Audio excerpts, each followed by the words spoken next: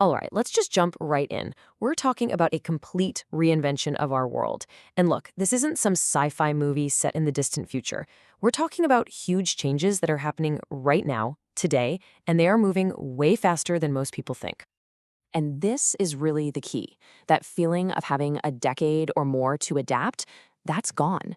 Entire industries, things we thought were rock solid, finance, energy, you name it, they're all facing this huge moment of truth. And it's because this massive wave of new technology is hitting all at once. So, to get our heads around this, to really make sense of this colossal shift, we're going to break it down. We're going to look at it through three different but totally connected realms. This will give us a kind of map to follow as we explore the forces that are rewriting, well, everything.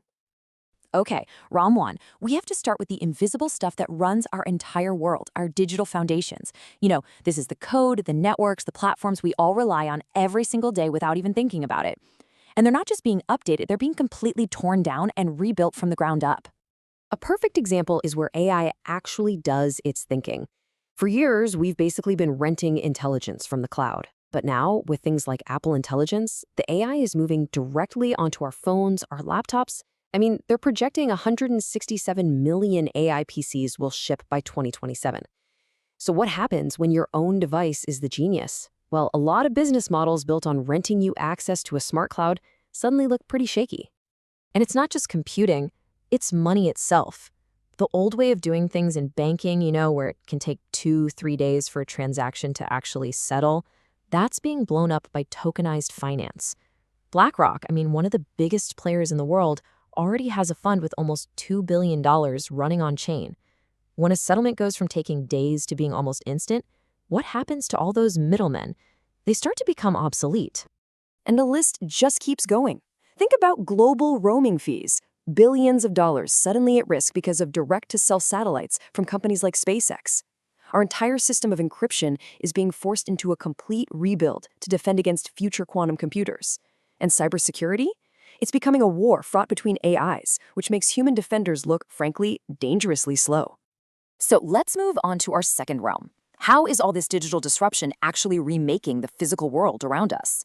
We're talking about technologies that are changing the actual tangible stuff, how we make things, how we get around, and how we power our lives. One of the biggest changes here is that we're basically building everything in the virtual world first. Companies like Siemens and NVIDIA are creating these incredibly realistic digital twins. It's like a perfect simulation of a factory or a jet engine. This lets them test and tweak everything in the simulation, which absolutely slashes real-world costs and makes a lot of old-school physical inspections and prototypes totally unnecessary. And the scale of automation is just staggering. We're not just talking about a simple robot arm in a factory. Walmart has already made over 150,000 drone deliveries. Waymo's driverless cars are now cruising around Los Angeles. And humanoid robots? That market is expected to hit $38 billion by 2030. So you have to ask, what happens to entire industries built on human labor when the workforce is becoming robotic? Now, all this automation, all these computers, they need a ton of energy. But here's the crazy part. Just as our demand for power is about to explode, a major breakthrough is set to completely flip the entire energy industry on its head. Just look at this leap. For decades, the best solar panels maxed out at around 25% efficiency. But these new perovskite tandem cells, which is just a fancy way of saying a new crystal material stacked on top of the old silicon, have now hit almost 35% efficiency. That is a game-changing jump in how much power you can get from the exact same ray of sunlight. And this isn't just some science experiment in a lab. You can tell how serious this is by the money flowing into it. Japan is pouring $1.5 billion into developing this tech. When you see governments making bets that big, you know they see this as a strategic move, one that poses a direct threat to the entire economic model of fossil fuels. And then, on the horizon, you have the holy grail, fusion energy. It's getting closer and closer to reality. This is all happening just as AI is set to double the electricity we need for data centers. So you've got this massive new demand and these revolutionary new sources of supply all hitting at once. It's a perfect storm for the $4 trillion fossil fuel industry. And that brings us to our third and final realm. And honestly, this is where things get really wild. We're now talking about technologies that are redefining life itself, altering our biology, automating science, and even changing the nature of intelligence. I mean, stuff that was pure science fiction just a few years ago is now happening. In a single year, we've gone from seeing a patient move a computer cursor with their mind to another patient editing video just with their thoughts. The brain-computer interface market is really starting to take off, and it directly threatens the very tools, like keyboards and mice, that we use to interact with our digital world. And at the same time, we're learning to program biology like it's computer code. The FDA has already approved the first ever cure using CRISPR gene editing. Think about that. Entire industries built around managing a disease for years and years. What happens to them when a one-time cure becomes a reality? And with synthetic biology, we can now grow meat in a lab, challenging the very foundations of agriculture. Even the act of scientific discovery itself is being automated. The traditional way we find new drugs is worth over $200 billion, and it's based on years of slow, human trial and error. Now, you can have an AI design a brand new molecule, and then an automated, self-driving lab can run all the experiments. The whole process gets potential cures into trials faster than we ever thought possible. Okay, and this all leads to what might be the single biggest disruptive force of them all, Agentic AI. This is a huge leap.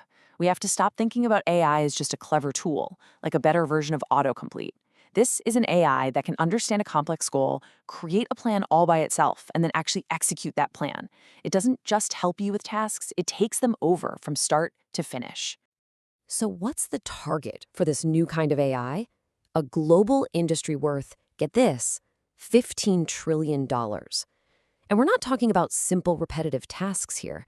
We're talking about the very core of the modern economy, knowledge work. The consultants, the lawyers, the software developers, the researchers, all these jobs that we thought were safe and untouchable are now directly in the path of this technology. So, after going through all of that, the digital, the physical, the biological, the really big question is, what does any of this mean for us, for you and me?